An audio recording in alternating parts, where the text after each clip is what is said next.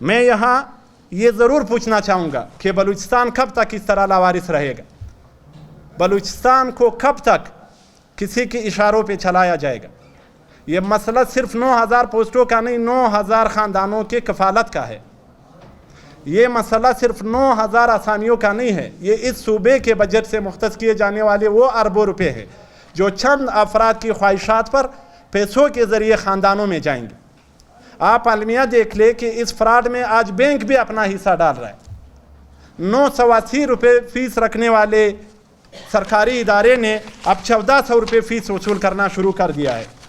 जिस सूबे में रोज़गार की हालातों के लोग खुदकुशी कर रहे हो, जिस सूबे में बेरोज़गारी की हालातों के नौजवान बेरोज़गारी की वजह से तालीम हासिल करना छोड़ दे, वहाँ आप किस कानून के तहत उनसे ये फ़ीस ले रहे?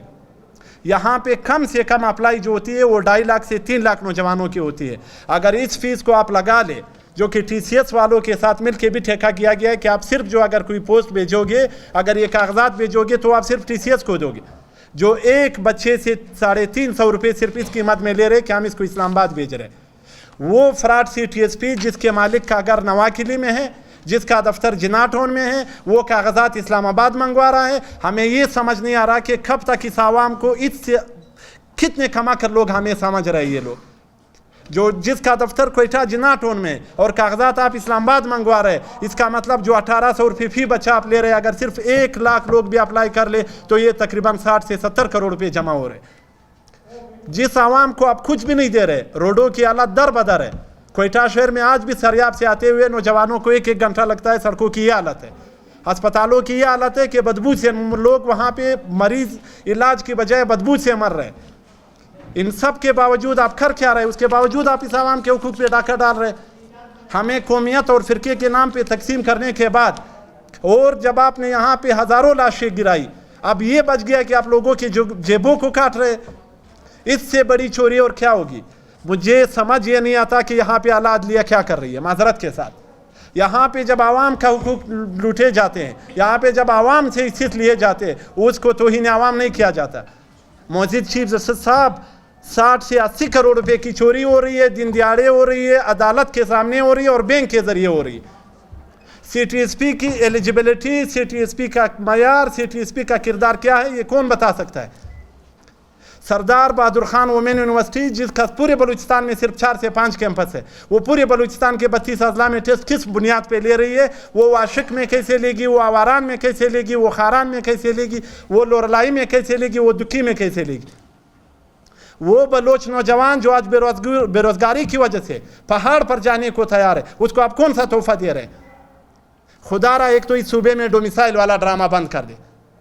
जो मुल्तान, लाहौर, दिगर शहरों से आके इस सूबे में एक दिन में वो डोमिसाइल बना लेते हैं, और यहाँ के मकामी कबाइल जो 3-3, 4-4 महीने डिप्टी कमिश्नर साहब के दफ्तर जाते हैं और उनको कहते हैं लोकल के कागजात नहीं है।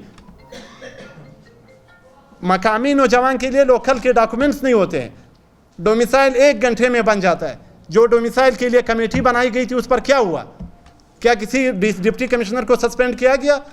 क्या कोई कमिश्नर की सज़ा में लाया गया? खुदारा इस सूबे के साथ मजाक बंद किया जाए। ये जो पोस्टों के नाम पे वज़ीर आला साहब आपका गठजोड़ जारी है, MQM या रास्ते से हटेगी नहीं, या आपको रास्ते से ज़रूर हटाएगी। ये हमारा पहला प्रेस कॉन्फ्रेंस ज़रूर है इस मामले में। इस मामले को हम सियासत के तौर पे पेश नहीं कर रहे, क्योंकि जितने यहाँ पे MQM के साथी बैठे उनमें से किसी का ना 22 में अप्लाई कर रहा है ना क्योंकि हमें पता है कि बलूचिस्तान बिक चुका है। They sold out Balochistan on Chand rupees. कब तक? बलूचिस्तान असम्बली में मुल्ला भी बैठा है, खान भी बैठा है, नवाब भी बैठा है, मीर भी बैठा है, सरदार भी बैठा है, फिर भी बलूचिस्तान असम्बली में कोई पूछने वाला नहीं है। खुदारा मौलवी साहब, हमारे जनाजे पे 2-2 घंटे लेक्चर देने वालों, आज आप क्या कर रहे हो? सिकंदर एडवोकेट साहब, ये क्या हो रहा है इस सूबे के साथ?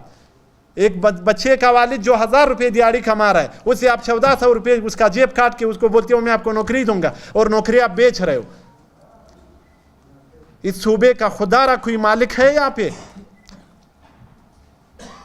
सरदार अख्तर मेंगल साहब, महमूद खान अचकजई साहब, आप कुद्दूस बिजिंजो को जिस अंदाज पे सपोर्ट कर रहे हैं, आपको क्या मिल रहा है ये भी आवाम को बता दें। हमें पश्तून बलोच का सबक पढ़ाने वालों, आप क्या कर रहे हो? पश्तून बलोच आवाम से मेरी गुजारिश है कि खुदारा इनको पहचानो। यहाँ के हज़ारा आवाम से मेरी गुजारिश है कि खुदारा इनको पहचानो। बस हो गया। अब ये पाकिस्तान का वाहिद वज़ीर आला है जिनको मुफ्ती महमूद साहब, बादशाह खान साहब, सरदार अताउल्लाह मेंगल साहब की हिमायत हासिल है। ये वो वज़ीर आला है जिनको ये सब सिलेक्टेड कहा करते थे, आज सब इसके पीछे नमाज पढ़ रहे हैं। इस चोरी में इस सूबे की सारी जमातें मुलविस है। माजरत के साथ इसमें अपोजिशन लीडर का भी हिस्सा है, इसमें वज़ीर आला का भी हिस्सा है, इसमें बादशाह खान के पैरोकारों का भी हिस्सा है, इसमें महमूद खान के पैरोकारों का भी हिस्सा है, इसमें सरदार अताउल्लाह मेंगल साहब के पैरोकारों का भी हिस्सा है। हम इस सूबे के गवर्नर से अपील करते हैं, गवर्नर साहब आप एक सियासी जमात से ताल्लुक़ रखते हो, आप बाबा सियासत सरदार अताउल्लाह मेंगल के पैरोकार है, खुदारा इस पे नोटिस ले। इस सूबे के साथ बहुत मजाक हो गया है। सब्जल रोड 10 बार टेंडर होता है, बन के एक बार भी नहीं रहा। इस शहर में अगर बन रहे तो आपको नवाखिली रोड पे सिर्फ प्लाजे बनते नजर आएंगे या हमारे मिनिस्टर्स के दुबई में टावर नजर आएंगे। खुदा की शान है, एक वज़ीर आला ने 4 तर्जुमान रखे, कोई उसको दिफा नहीं कर रहा।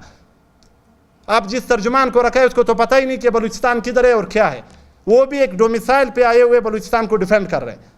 माजरत के साथ